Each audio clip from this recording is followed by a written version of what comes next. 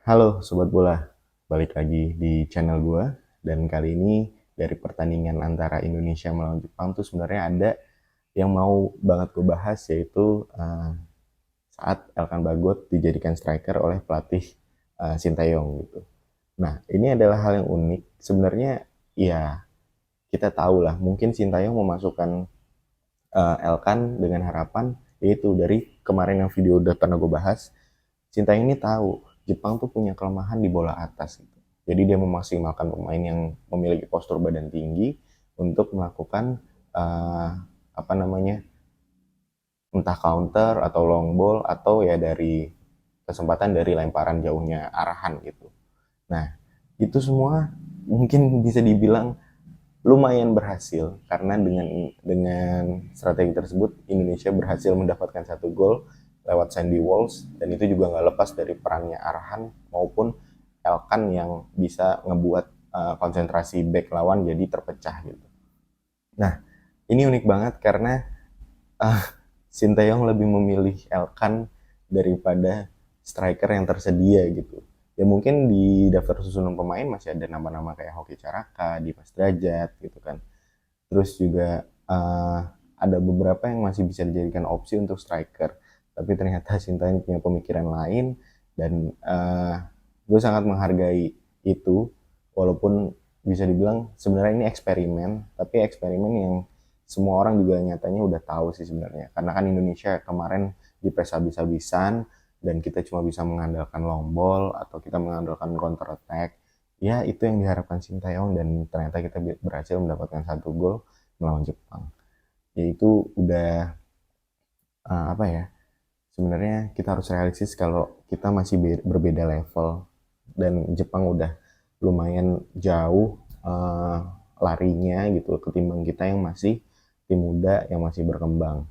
Tapi bukan menutup kemungkinan juga. Sintayong pun bilang dari peserta-peserta yang memiliki ranking rendah, Indonesia bisa dilihat dalam setiap match di grup Indonesia ngegolin. Terus juga Indonesia juga nggak buruk-buruk banget, kita masih punya kesempatan untuk lolos juga gitu. Bukan yang apa namanya, uh, diharuskan langsung setelah pertandingan terakhir udah gagal gitu. Enggak, kita masih punya harapan walaupun harus mengharapkan tim lain dari grup lain gitu. Nah jadi Sintayong bilang Sintayong juga udah bangga banget sama pemain, dan kita harus juga bangga dengan pemain kita semua yang udah ngebela Indonesia di Piala Asia kali ini gitu. Oke. Nah, terus yang kedua juga sebenarnya gue agak menyayangkan kenapa Shane nggak dimainkan juga, walaupun ya kita sama-sama tahu dalam 3 match terakhir performa Arhan itu luar biasa ya. Arhan mampu menciptakan beberapa umpan-umpan dan juga lemparan ke dalam yang menjadi andalannya gitu.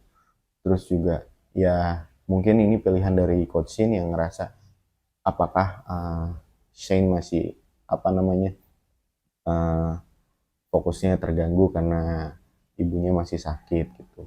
Tapi ya kita doakan juga Shane bakalan bisa cepet keep up lagi sama tim, dan coach Shin pasti juga orang yang sangat objektif lah. Dia pasti akan memilih mana pemain yang pantas dimainkan, mana yang tidak, atau mana yang harus di rotasi gitu kan. Ya kita lihat aja di lini tengah sebelum kedatangan Ivar Jenner dan Justin Hubner juga Mark Klok menjadi salah satu pemain penting. Tapi sekarang kan dengan performa yang bisa dibilang sedang ya mungkin Ivar sekarang masih lebih bagus, jadinya dilakukan rotasi gitu. Nah, kita percaya aja sama pelatih pokoknya. Karena mereka semua yang tahu gimana sebenarnya keadaan di dalam tim. Terus juga gue mau bilang selamat buat Sandy Walsh. Ini benar-benar gol debut yang mungkin ditunggu sama Sandy Walsh setelah menunggu proses naturalisasinya selama 7 tahun lebih, dan dia nggak mau ngambil penalti pas saat lawan uh, apa ya, lupa, friendly match, pokoknya dia nggak mau ngambil penalti karena dia pengen melakukan gol debutnya dengan cara open play, dan uh, akhirnya kesampaian, dan itu dilakukan oleh Sandy saat melawan Jepang gitu. Nah, terus juga kejadian unik berikutnya ada kiper dari timnas Jepang, Zion Suzuki, yang pada saat sebelum pertandingan diwawancara oleh wartawan ditanya bagaimana mengantisipasi lemparan dari Arhan, John Suzuki di situ menjawab bahwa uh, ya lemparan ke dalam sama aja lah halnya dengan umpan-umpan silang gitu. Jadi kalau dia bisa nggapai ya itu bukan jadi suatu masalah yang besar gitu.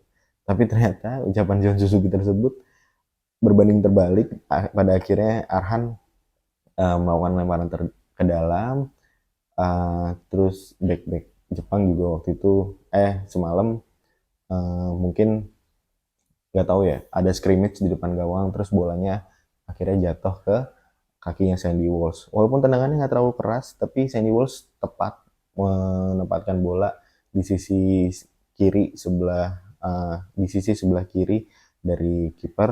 Jadi kiper juga kaget mungkin, jadi terjadi gol gitu. Oke, kita akan tetap bahas timnas. Semoga timnas juga masih ada kesempatan lolos, masih ada kesempatan walaupun kecil apapun itu kan tetap ada kesempatan ya. Jadi kita harus tetap optimis bahwa timnas kita juga udah melakukan yang sangat sangat terbaik di Piala Asia kali ini. Thank you for watching. Bye bye.